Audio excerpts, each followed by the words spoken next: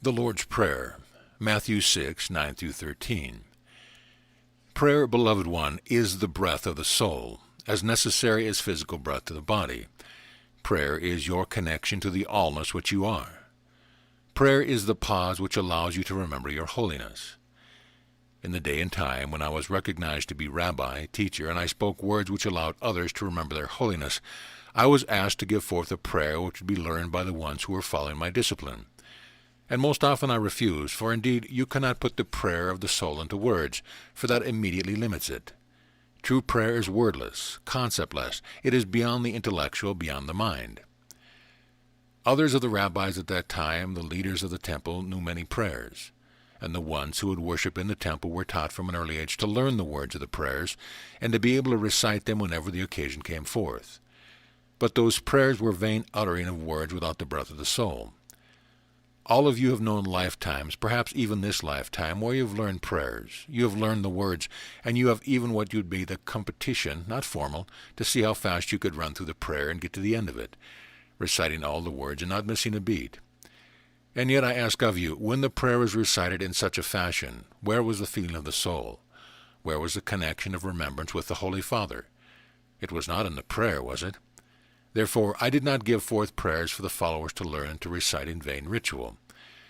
But when pressed by the disciples and others to give them a form of prayer, I shared with them the prayer which I had shared with my brothers and sisters in our home, the one which you now know well. And when I shared with them, I gave it with the admonition that it was to be a model only, not to be recited as if it were magic, but as an outline for your own individual, intimate prayer. For indeed, prayer is the speaking of your heart to the Father. So when I gave forth what is now known as the Lord's Prayer, it was to be an example, a framework upon which you would weave your own prayer. And I began it with Our Father. For it was in the day and time when the Father was understood to be the head of the household. Now at the point in time and understanding where you see yourself to be, it could well be our Mother, Divine Creator, Source of all.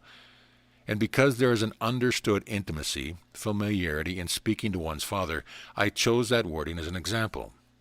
Our Father, from whom we have come, and in whose likeness we have been created. Our Father, not just my Father, our Father universal. For every prayer to be true must go beyond the singular, where there would be seen to be separateness, to go to the place of acknowledging and remembering oneness of all. Our Father which art in heaven. Heaven, a realm of oneness, of holiness, of expansion beyond the specificity of individuality, of personality, of lifetime, of any mental concept. Heaven, infinite, never-expanding totality. Hallowed be thy name. Holy, whole, perfect, complete. Holy is thy nature, perfection, completeness. Allness is your essence. That is the nature of the one who has brought you forth, and it is your nature by divine birthright. Thy kingdom come, the kingdom of love, unlimited, unconditional love which sees everyone as the beautiful, radiant child. Thy kingdom come, not as a plea, but for you are not plea bargaining with your Father. Thy kingdom is come, as thy will be done in earth as it is in heaven. For indeed the kingdom is come on earth as it is in heaven when you remember the Father's will as only love, pure, expansive, unconditional love wherever you see yourself to be. Give us this day our daily bread. Again, not said as a plea, but as a statement of truth. You supply for us in every day our daily bread, bread for the body, but more than that, the bread of understanding, the food, nourishment of the soul.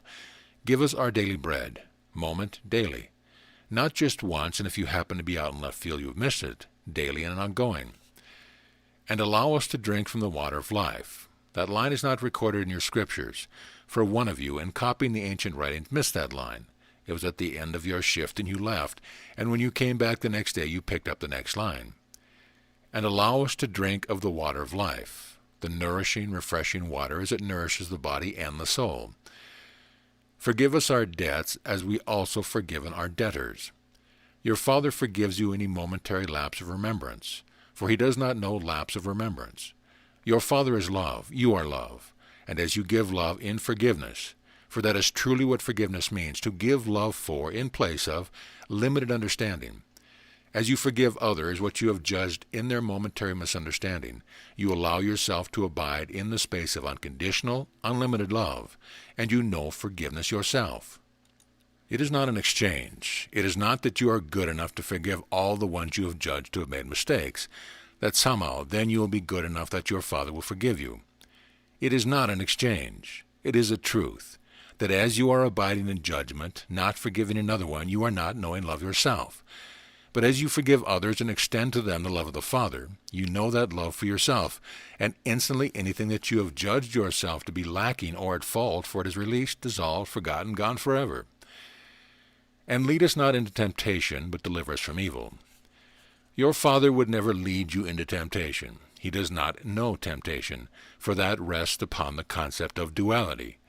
A better rendering would be, leave us not in temptation, for truly, when you turn the focus of your attention unto the Father, all duality dissolves in the light of his oneness, his love, and you are delivered from the possibility that there might be such an idea as the concept of evil. And you leave us not in temptation, but deliver us from the concept of separation as our awareness of your love envelops us. Whenever you pray, go first unto the place of the heart, to the place of peace, having released, at least momentarily, all of the concerns, the constrictions, the judgment of the world. Go first to the place of the heart and know the deep abiding peace which is yours for the asking. And when you pray, pray believing that what you would ask for is already yours, for verily it is. There is nothing that your Father would withhold from you. There is nothing that your Father can withhold from you. As the holy, creative child, you have brought forth all your creations and your experiences. You select certain experiences, you try them on for size to see how they fit. But the love which you seek is always yours. The love which you seek can be found within the silence of the prayer of your heart. When you tire of the pain and the hurt of the world, turn then to the place of the heart and pray the breath of the soul. Pray to the one Father who will never, can never, abandon you, who is there in truth to supply your every need. It is yours for the asking. Now there are times when you would pray in limited thinking for specifics, and you would ask of your Father what he does not have in specifics to give to you. In other words, do not pray to your Father for the vehicle, for the dwelling place, for he does not have that in specific to give to you. They are creations within your adventure. But that which he has is yours already. That which he has is beyond the value of the world. That which he has is freely given, and it is the pearl of a great price. He gives you freely of life, of consciousness, of creativity, which is your natural birthright. Then you take the consciousness and the creativity, and you apply it to the specific which you would see in your life. Pray believing that you already have, for indeed you do. If you would know the beauty of the clouds, do not keep the head and the eyes cast down. If you would know the love of the Father, allow yourself the moments of prayer where he is to be found. If you would know the love of your Father, allow yourself time, your precious time, to focus upon the peace, the beauty in the heart, and the beauty in manifest form, rather than focusing upon what seemingly is lacking or wrong. For as you keep your focus upon what is seemingly wrong, you deny in that moment the desire of the heart. Allow yourself the times of prayer, of true prayer, and when you do, beloved one, you will be greatly rewarded. For you are loved with an everlasting love which the world cannot know and does not value. But you are not of the world. You are of your Father, and he awaits you in the place of true prayer.